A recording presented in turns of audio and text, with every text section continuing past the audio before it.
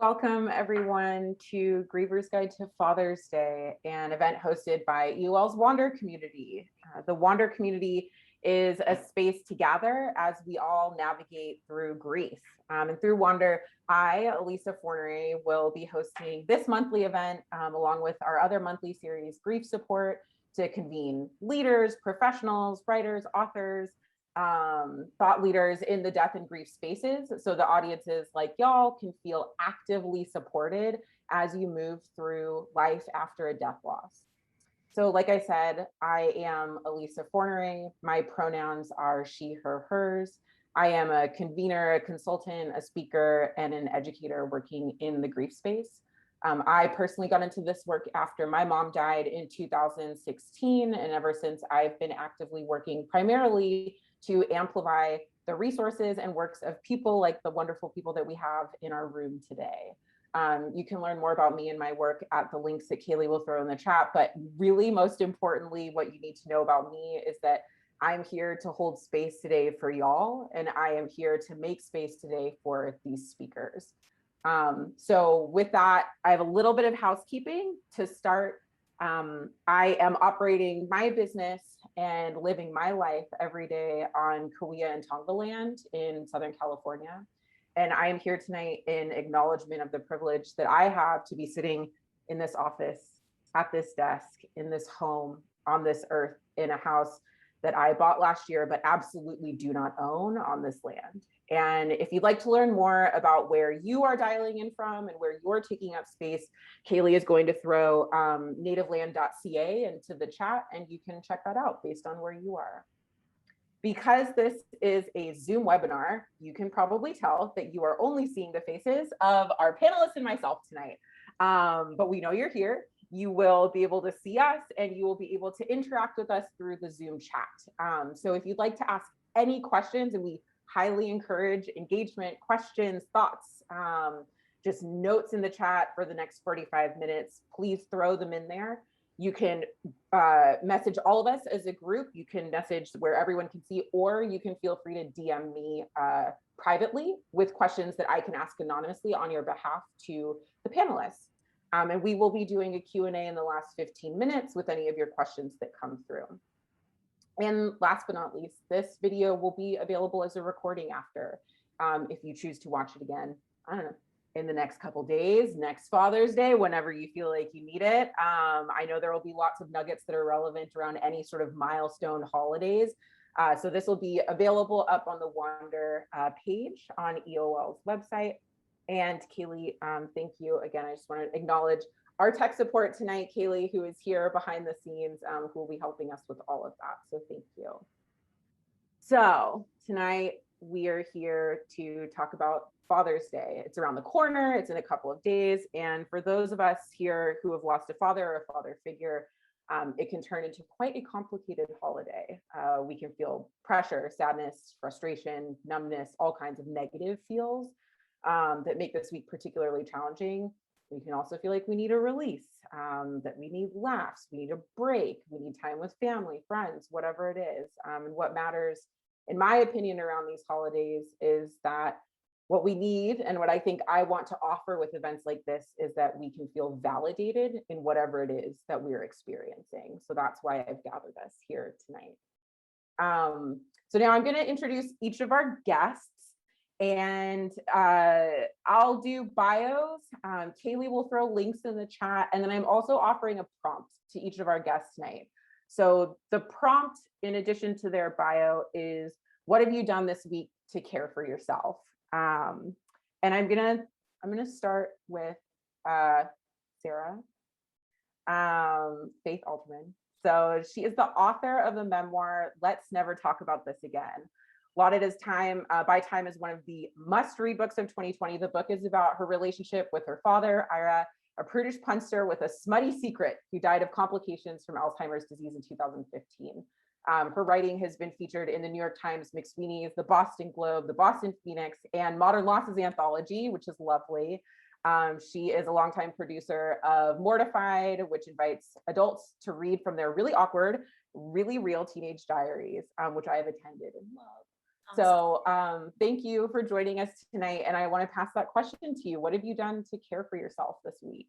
Thank you so much for having me. It's funny. I have two little boys. I have a 6-year-old and a 2-year-old, which, if there are any parents present, might understand when I say that I haven't slept in about 6 years. And so for me, sleep has been a huge part of just my mental health and my grief process and just day to day struggle. And so this week I finished sleep training my toddler, like fully done. He's sleeping through the night. And it's like so lame that I'm at the point in my life where I'm like, I slept for 8 hours. That's the biggest thing happening. But that's what it was. And it has been incredible. So I'm like super pumped about it. I will talk about it for an hour if you want, but that is what I have done for self-care is I sleep trained my kid. I closed the door, came in the morning. It was great. Thank you. I think getting any kind of sleep as a win is very fair to celebrate. And yeah, so cheers to that. Thank you. Thank you. Yeah. Next is Claire. So Claire is a renowned grief expert and author. After losing both of her parents at a young age, Claire was drawn to helping others navigate the grief process. A former therapist in private practice, she has counseled thousands of people and written 3 books about grief and loss. Claire speaks and lectures widely and runs a series of different programs designed to help others move through loss. Claire hosts a popular virtual series for Let's Reimagine Death organization, which she interviews notable figures in the death and grief space. And Claire's 3 books of nonfiction, The Rules of Inheritance, After This, When Life is Over, Where Do We Go, and Anxiety, The Missing Stage of Grief, have been published in 18 countries and received many accolades and critical praise. So Claire, thank you for joining tonight. And I pass again that question to you. How have you cared for yourself this week? Thank you for having me. I'm so happy to be with all of you guys. I have cared for myself. I just went on a little trip with my 3 kids and our best friends, and we just spent 3 days in a hotel pool, and it was deliriously wonderful. So I have been doing self-care in that way this week. Thank you. I like that. Deliriously wonderful. I really appreciate that language. So thank you. Thanks for joining us, especially in the midst of a trip back home. So yeah, I'm literally halfway back home on our road trip. thank you. Yeah. All right. And last but certainly not least, Dr. Mekel Harris is a licensed psychologist and health service provider, currently serving in private practice in the Mid-South, offering psychological evaluation and support to children, adolescents, and families. She also offers training and education, consultative and supervisory services to several local organizations throughout the Memphis area. So pre and postdoctorally trained at Children's Hospital LA, Dr. Harris specializes in coping adjustment to acute and chronic illness, grief and loss, and health-related trauma. Thank you. She is a TEDx speaker, blogger, magazine and podcast contributor, and author of a memoir, Relaxing into the Pain, My Journey into Grief and Beyond. So thank you for joining tonight. And again, I'll pass that question to you. How have you been caring for yourself this week in the heat in the Mid-South? Yeah, thank you so much for the invitation. I'm so grateful to be here. And every time I hear that bio, I think, who is that? So I just appreciate the introduction. So next Thursday is actually my dad's birthday. And my dad passed away in March of 2020. And so this week I decided, you know what? I am pushing all my appointments back. I'm saying no to a lot of stuff so that I can just sort of engage in slower rhythms. And so today I woke up at 10 a.m. I saw one person and then I came back home and here I am. And that is, what is it? Gloriously delightful. Deliriously wonderful. Deliriously wonderful. Oh, that was close. I like gloriously delightful. That's good. Yeah. It can be And awesome. so just slowing things down and being okay with taking things slowly this week has really been the best self-care that I could have asked for. Thank you. Yeah, I think the word you said, the pacing, like recognizing when the pacing needs to change at certain times of year. So with that, I'd like to open with my first question that I asked on Mother's Day as well, which is, what are some of the reasons why Father's Day might feel particularly hard this year? when thinking about the last year that we've had, when thinking about everything going on. And I'll open that, really, we're here to have like a casual conversation. So I'll open it to all three of you. If you have any thoughts on why this year, this month might be particularly hard for people. You go ahead. Okay. I was going to say that I think for me, I was giving this question a lot of thought earlier today, and we can't be with anyone, right? I mean, things are sort of starting to open up, but for me, this has been a really painful reminder of the fact that I can't be with the people that I love anyway, and I really can't be with my dad. My dad died in 2015. We're coming up on the anniversary. His birthday is around the corner as well. And, I think a lot about how I don't have the opportunity to ever see him again and to physically be with him. And this year, just after a year plus spent of not being able to physically be with the other people that I love and want to spend time with and want to make meaningful memories with, it was just, I don't know, it was like a 1-2 gut punch reminder of, oh yeah, you can't see anybody, not just this one person that you sort of long to spend more time with, if that makes sense. I was thinking similar, but almost that things are reopening. And so even today for Reimagine, I interviewed author Kate Fagan, and her dad died 2 years ago. And so I asked her how Father's Day was going to be this year. And she said last year she felt like she got to skip it because it was during the pandemic. And this year she's in Charleston, South Carolina, and everybody's back out and about. She was like, this year it's harder because I can see everybody going back out to celebrate. And so I'm not able to ignore it this year the way I kind of was last year. Yeah. So I was kind of thinking about it in terms of that. Yeah, and I'll add sort of to piggyback on what Sara was saying. 2020 was so unique in that I think what it did is just elevate the conversation around death. Just turning our TV on and seeing the number of cases rising and the number of deaths. So many more people are sort of at this place where they may have experienced loss. And again, not being able to have that support from a social perspective, it's just really, really challenging. So I'm thankful that, we will have this reopening process, but at the same time, it's not quite the same. And I can speak for myself. It's just been hard to feel supported in the midst of loss because everything's closed and we can't do things that we used to. Yeah. Mm-hmm. I also think that after a year plus of Zoom and virtual events and virtual gatherings, we're all tired of this, right? And it is nice that things are starting to open and we can experience our friendships and relationships in person again, sort of tentatively. But man, a year ago, I would have joined up on a Zoom call with my mom or, maybe my husband's family, something to all kind of connect. And I just don't want to do that anymore. I'm just so tired of seeing people on a computer.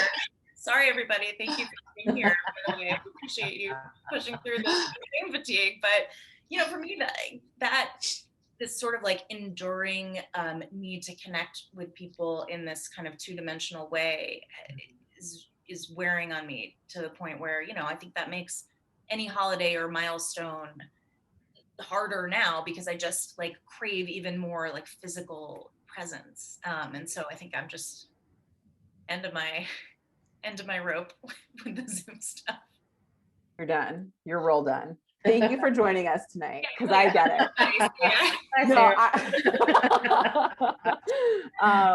No, I think that's all so real. It's like I really resonate with the piece that you said, Claire, about like last year it kind of felt like we got to skip stuff, and now it's just everyone's ready to hit the ground running again, full force. And I'm curious, what are, as y'all have navigated Father's Days before without your dad around, what are some of the things that you have to remind yourself about at this time of year, whether that's something that you need to say like, okay, I feel like crap today, I need to remind myself that is okay, or are there things that come up that you have to sort of check in with yourself and remind yourself about coming up to this holiday?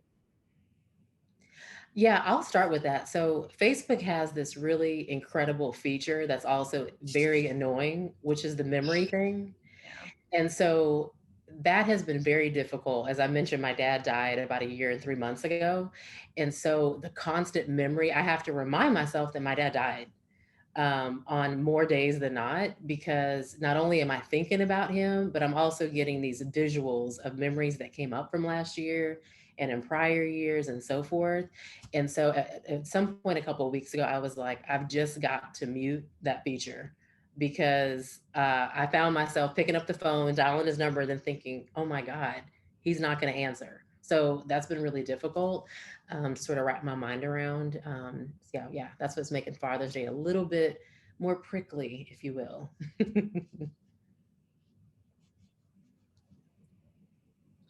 I think for me, and by the way, congratulations on making it through the first year. I felt like the first year of grief for me after my father died, every milestone just felt like, oh, horrible, you know? And I felt like the on the 1 year anniversary of my father's death, I went hiking with my husband and I literally ran down a mountain when it was done. And it was like the most liberating feeling in the world of, oh, I made it up the mountain of, you know, year-long milestones, you know, and I can run down it.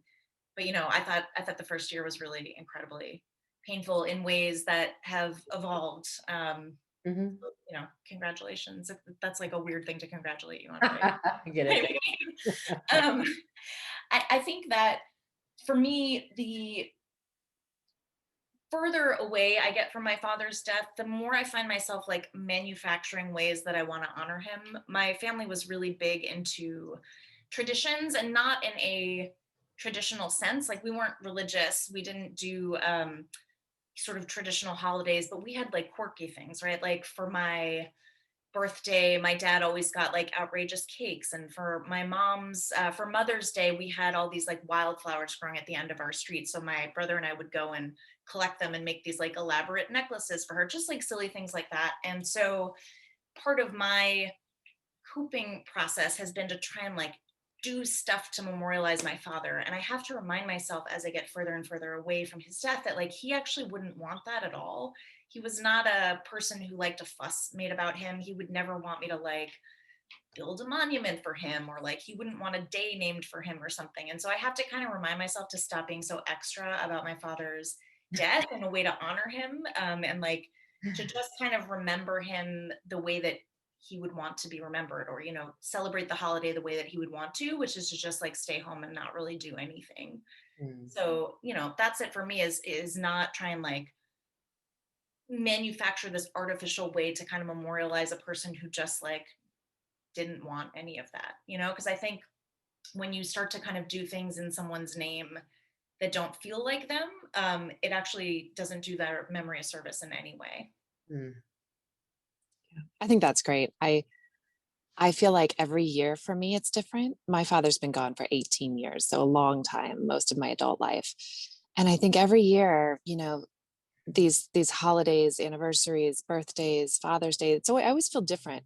Some years I do really want to memorialize him and do things and honor him and create meaningful things, or go to a restaurant that he loved, or you know, like buy a Father's Day card anyway and write in it. And then some years I just don't want to care, and I just want to like skip it, and I don't want to make a big deal about it. And then some years I'm somewhere in between that. And I guess the thing I remind myself most is that it's okay to not have to have it be exactly the same every year, and to just kind of go with however I'm feeling, and to always look for support if that is something, if it is a hard year, to like always look and ask for support. It can be so exhausting, I think, to try and, you know, do right by someone who has died, right? To try and do the perfect thing or keep them alive in the perfect way. And Mm. I love what you said about how, like, yeah, you just do what you feel like doing. And I think honestly, that speaks to what we were talking at the beginning of the conversation about self-care, right? Is just like going with your gut and, you know, honoring your own feelings. And if that means just like pretending that Father's Day isn't happening, or pretending that you guys used to just sit together and eat a pizza because that's what you feel like doing, I think that's perfect. Thank you. Yeah, one of my questions was actually like, for me in the first couple of years, I felt this pressure to do the right thing. and like, there's something I should be doing, but I could never figure it out. And then eventually I realized, oh, because there's nothing I should be doing. Like, I should just be doing whatever feels right. There isn't some magical experience that I'm going to have or do or create, or like you said, manufacture, because it does feel so artificial, to make this day the perfect version of whatever it's supposed to be. So thank you all for sharing that. I think sometimes it can be so helpful to actually hear someone say, Claire, like, some years I just don't care. And it's okay to just not care and to wake up Sunday and just like have your breakfast, your lunch, your dinner, go to bed and wake up the next day and it doesn't matter. And that can be cool. Yeah, thank you.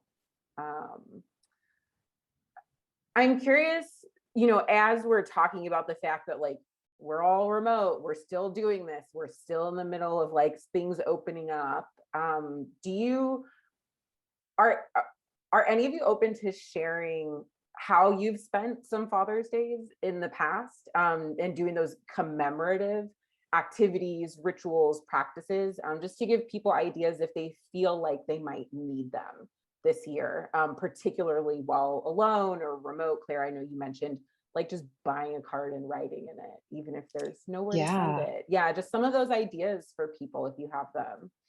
I started to like want to take back Mother's Day and Father's Day. Like, I get to do this too. I get to buy a card. I get to like, talk about my mom or my dad. And so I love the card thing. That's one of my go-tos, is to buy one, like really go and pick one out, pick out the card I would get him if he were still here, and then write something to him, and that always feels good. It's important to me to share stories about him with my kids. So I talk about him a lot with them. That's a really important part for me. And other things I've done, like go to a restaurant that he loved or that we used to go to, or cook something, or watch a favorite movie of his, just something that makes me feel connected to him in some way.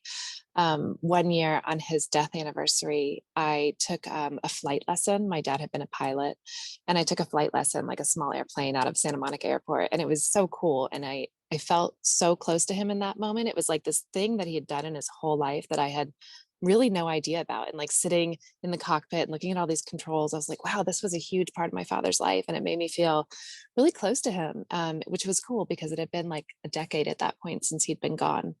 So things like that are the things that I lean towards. I love that. So I was thinking about my dad. Last year was really strange because obviously we're in the middle of COVID. And so we weren't really able to sort of celebrate his life in a traditional way. And his service was sort of like no more than 10 people, which was basically, his wife, her daughter, my brothers, and a couple of friends. It was very limited. And so like you, Claire, we decided to sort of deviate beyond Father's Day and sort of think, okay, what can we do that's something my dad would have loved? So he was like a Harley Davidson adventure seeker. He used to fly planes. And so that's sort of what we're doing this year. So I'm actually taking off this week to travel to Texas and to get involved in some adventure, which I won't say, but it's something my dad would have loved as a way to sort of keep his memory alive, and we can be closer to him. Your dads had way cooler hobbies than my dad. It's amazing. And both of you, your fathers both flew planes. That's unbelievable. Wow. Look, I have two little kids, like I mentioned at the top of this, and so much about Father's Day. My dad died right after my oldest son was born. And so like parenting and grieving were sort of enmeshed for me for the first, it still is, but especially the first year or two. And so I've been trying really hard to, instead of experiencing Father's Day as a sad day, to focus on celebrating my husband to the extent that he wants to be celebrated, because he does not appreciate my extra tendencies. And so part of it is like just trying to give him a happy day. And part of it is, as Claire mentioned, I try to do things that my dad enjoyed, not flying any planes, but he had actually his own ritual for to commemorate the anniversary of his father's passing, which is he and my mom would always go out to a restaurant and drink my grandfather's favorite drink, which is a Manhattan. And they toasted my grandpa Dan, right? And so that's what I've started doing for my father on any holidays that I feel like, that I especially feel his absence, right? So his birthday, which was July 4th. So that's kind of a weird one. But also on things like Father's Day and Christmas and Hanukkah, we'll have Manhattans and just sort of like do a little toast to dad. And that is something that was nice because it's something you can do at home. You know, I didn't feel like I needed to kind of get out into the world and brave the virus in order to honor my father. It's just like a simple little thing that can happen at home. So that's definitely kind of the stuff that I'm reaching for these days. Maybe I should learn how to fly a plane though, you guys. Celebrate your fathers. I love it. Yeah, we should all go learn how to fly planes just to celebrate everyone else's dad, because that sounds really badass. And just such a, I think, thank you all for sharing all of that, because I think it's such a range of things. And I do appreciate as well, Dr. Harris, like, I don't know why you're sort of keeping it to yourself, but I think it's really beautiful that you are doing something that you can sort of bring up peripherally here, and something that you were just going to go share with your family and have with your family and have for yourself. And I'm really grateful for all of you sharing. Can I add on that? So Yeah. it's this really weird thing. So last year, my brothers and I were sort of like, of course, sad that we weren't able to really commemorate my dad's life in a public way. But then it's almost become like this secret society where we're like, we're not telling anybody what we're doing. We, the three of us, are going to do it with our spouses and partners and so forth. And that's it. And so it's kind of a thing now, which sort of feels sacred. So I don't think that, I don't know, it's just, it sort of became this more sacred space as opposed to it being a place where we were angry. Now, I'm not going to lie, I definitely felt angry last year that we weren't able to have this big thing, because my dad, unlike your dad, Sarah, was flashy. And so he definitely would have wanted like cannons blazing, all kind of stuff. So we're gonna secretly do something that we think is gonna make him light up a lot this year. So Fantastic. If you want any tips, let me know. I got a whole bag of tricks. I love it. And like I appreciate that we're laughing right now, because I have these conversations sometimes and there is no laughter. And I wanted to actually talk about your book a little bit. So your book has been described everywhere as darkly funny. And I just really wanted to talk about how maybe you use laughter, comedy, that levity around holidays like this, and just in general when it comes to grief, because I think it feels so good to laugh in these conversations sometimes. So I want to hear how you use it.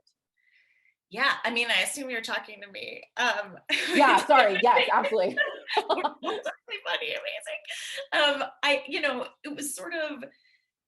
It was sort of ingrained in me at a young age to use humor and laughter and jokes to deflect from serious conversations. That's kind of the meat of my memoir anyway. And it's been good and bad, right? Like my family has some real work to do around communication, but it also has helped me to deal with difficult things and to diffuse difficult situations sometimes. And my dad, like, did not ever want to sit around feeling bad for himself. So he had Alzheimer's disease, and his decline actually happened much, much faster than we thought it would. I thought I'd have 10, 15 years of my dad just sort of getting a little bit battier as time went on, and that was not the case. But he was very with it and would sort of like make jokes at his own expense all the time, which was really helpful because he was sort of giving all of us permission to laugh too. And so a big kind of saving grace over the past 6 years now has been to just find things about my dad's life to laugh about, find things not about his death, but just about like experiences that we had leading up to his death that were funny. Like my dad, he was in hospice toward the ends of his life, and my mom would bring him up. This is a very quick story, but my mom would bring him his favorite candies, which were Werther's Original, which are like old man grandpa candies. I think Wilford Brimley is actually in the commercials for them. They're like very old man candies, but he would have to be bribed to take his medication. So my mom would bring him these candies and be like, listen, if you take your pills, you can have a Werther's Original. And she showed up at hospice one day, and the nurse took her aside and begged her to please stop bringing the candy. And my mom was like, I'm so sorry, is he eating too much sugar? I understand, he needs to be healthier. And the nurse was like, no, when he gets mad at somebody, he throws the candies at their faces. And if he hits them, he screams, yeah, motherfucker, like in the middle of this hospice. And the nurse was like, it's really disruptive. Please stop, or bring softer foods, whatever. And so like we were able to laugh at that. I actually told that story at his funeral, which is a very inappropriate place to say motherfucker, but like, what are you gonna do, right? You just have to kind of laugh about it. And so it was stories like that that made the pain of him being in hospice and needing to be bribed to take his medication just made them funny and like gave them a human angle to them. I never wanted to remember my wonderful dad as just being like this sick, dying person. So the ability to laugh about the things that he was doing that were legitimately funny just brought, I don't know, like a whole different dimension to the grief process. And we were able to kind of tell funny stories about him in a way that he would have kind of been chuckling about too. I'm sorry, I just said motherfucker so many times, but I feel like it's it's a really good story. One more. Just No, I really appreciate that. And it's something that you said that really sparked to me at the end, which is like, you were laughing about things that were genuinely funny. Yeah. And for me, I'm like, the things that were funny about my mom didn't stop being funny. I just, for a little while, felt the pressure, like I wasn't supposed to laugh at them, but like they still are very funny stories. And it's beautiful to be able to call back to them and still relive that piece alongside all of the other crappy stuff that we have to remember and deal with. So no, thank you. Thank you for the language. Thank you for the laughs. That story was gold. I think you do someone a disservice when you talk around who they are, or when you pretend like, oh, you're dying, like that's so precious and serious, like you can't possibly make mistakes or have a personality or do something embarrassing because like, oh, you're dying, so we have to hold that space. And like, that's not true. People still are who they are. Like, they're still funny, they're still jerks, like, they're still flawed, even if they're second dying or even if they have died. And so I think it's important to just like talk about and treat the people in your life the way that you would if they were just perfectly healthy and still around. And my dad liked to joke. He loved telling terrible jokes, and he loved puns and wordplay and all that stuff. And I feel like continuing to do that stuff myself is a way to keep him alive. So, I'm always happy to laugh at him and tell more. I won't say the MF. I won't say it, but the more the merrier, Sara, I was waiting for it. When I was like, come on, just round home. Promise you that the last thing that I say on this webinar that's for you, and I'll just close the computer. Thank you for that. Claire, we have a question for you, to hear from you specifically about how you navigate this time of year, having lost both of your parents and going through, that swell around Mother's Day and the swell around Father's Day, and sort of just reflecting on how you manage that.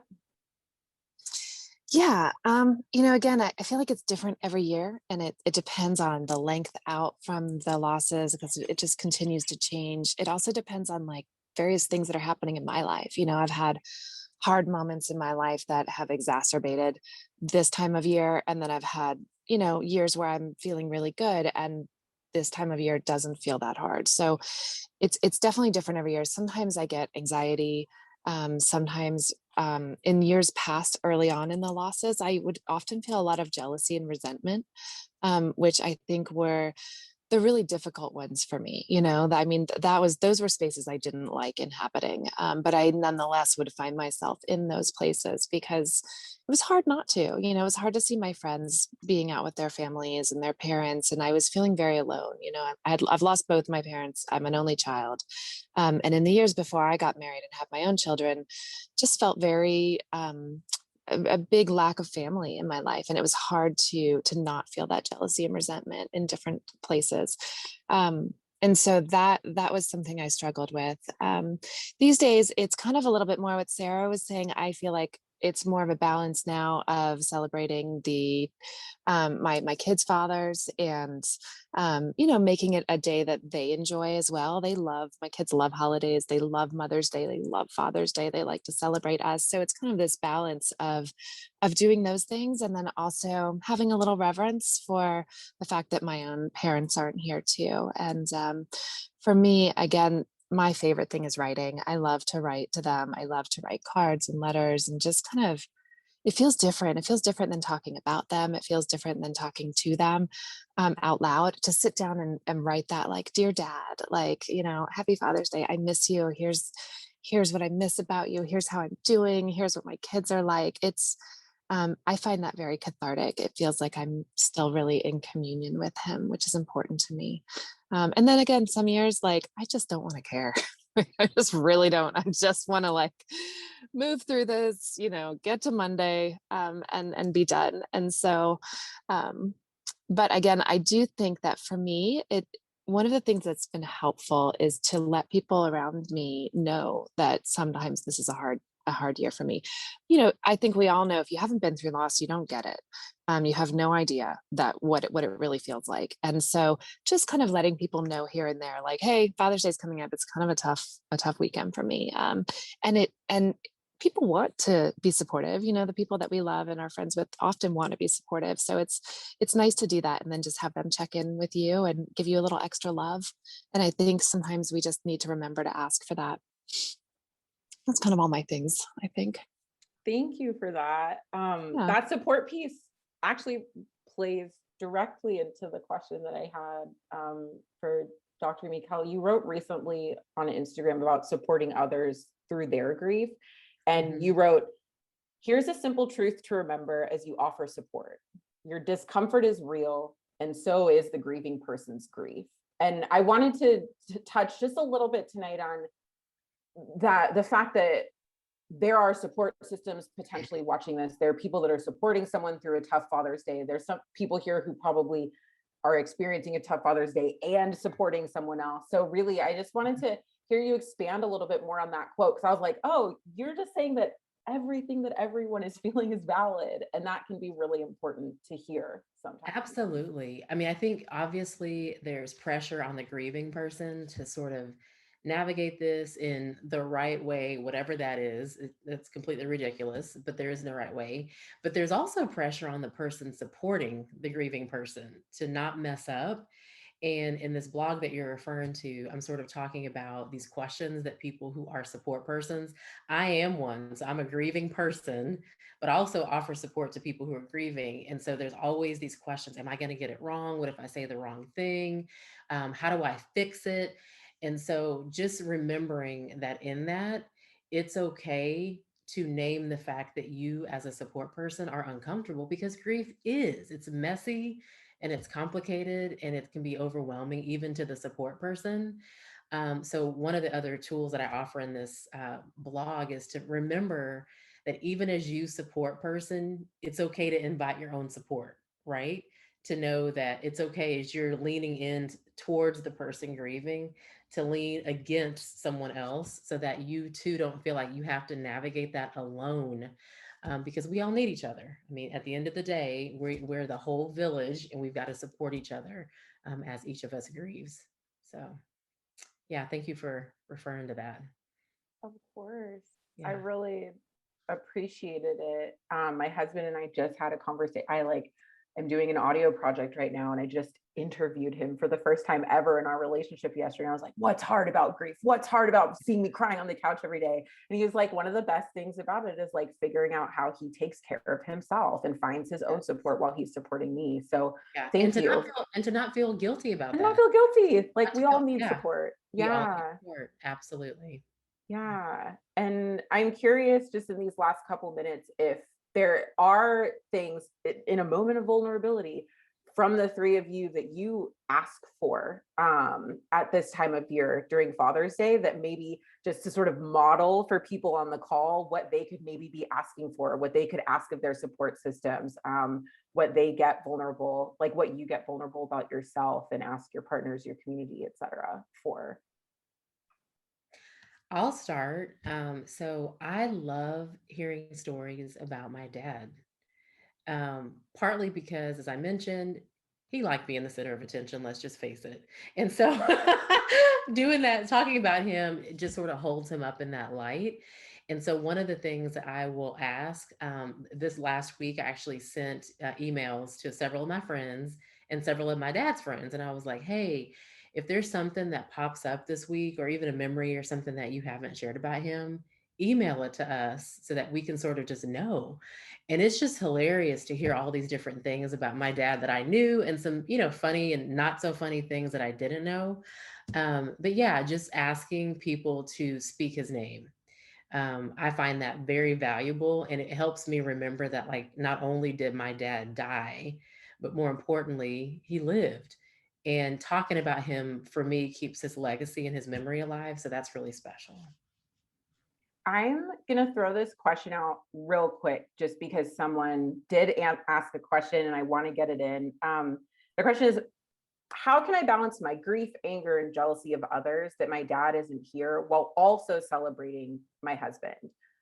They said my dad passed unexpectedly in November 2020 while I was 7 months pregnant, and it's their husband's first Father's Day, and they're already dreading it and wish they didn't have to celebrate. So, do any of you have advice? I saw that question. Yeah. I think it's really important to remember that you don't have to pick one thing. You don't have to just be showing up for your husband and celebrating Father's Day and like putting your grief to the side. And then you also don't have to be just grieving and angry and resentful. You can hold multitudes. And you can go through mixed emotions all through the day. I think being honest and upfront with the people in your life that it's a really tough day for you, and you also with your husband that you want to celebrate him, but it's going to be a tough day. And I think I love what Dr. Mekel said about asking people to share memories, just really asking for that kind of support, letting people know it's so hard. But I think also showing up here and doing things like this, the thing that changed my jealousy and resentment more than anything else was to find people who understood what I felt. And that was coming to communities like this. That was meant going to therapy and counseling, and meant meeting other people who were grieving and who were, going through parent loss, because I felt so alone and so angry and so resentful. And this was what changed for me. So I'm glad you're here. Sorry about this weekend.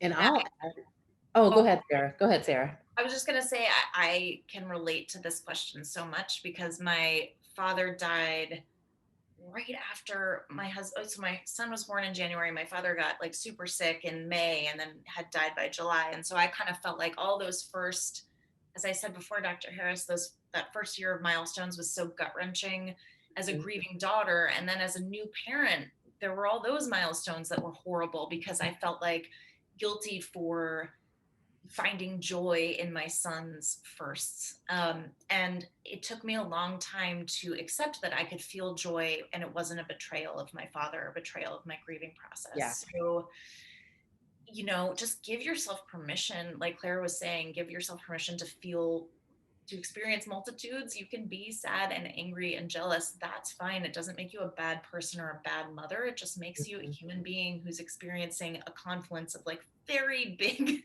emotions, both positive and negative. And I wish that I had given myself that permission as a new mother. I will say something I started doing, I did not do on the first Father's Day, but I started doing later, was for big holidays where either my husband or my children should have been the focus of the day, but I found myself confused or consumed by feelings about my dad. I literally gave myself an hour, like I designated an hour of the day to just lock myself away and like cry and be angry. And everybody knew, like, don't bother her this hour because this is her hour she's taking to just like feel the things. And that was really helpful. It's like a strange habit, I guess, or a strange thing to establish of like needing this hour of crying in the bathroom time. But it helped me to compartmentalize things a bit. But yeah, don't add guilt on top of all the things that you're feeling because you don't need to feel it. Yeah, that's what I was going to say. Like, it's okay to carve out time for yourself to just sit with whatever feelings come up, and to let people know, hey, I need, like Sarah said, an hour, 30 minutes, whatever that is. And then I also want to speak to you. The question was, how do you balance all these emotions? And I would love for you to liberate yourself and recognize the fact that balance is a myth, right? Like when I think about balance, it's like, how can I be equally angry and equally joyful?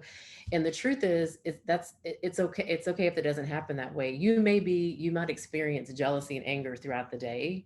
And to name that as opposed to thinking, oh my God, I've got to fit in 40% of joy, right? To balance off how pissed off I was earlier in the day. And so to really just honor wherever you are and to carve out that time to really sit with your emotions, whatever they may be. Thank you all so much. We're a couple minutes over, but I think it was worth it.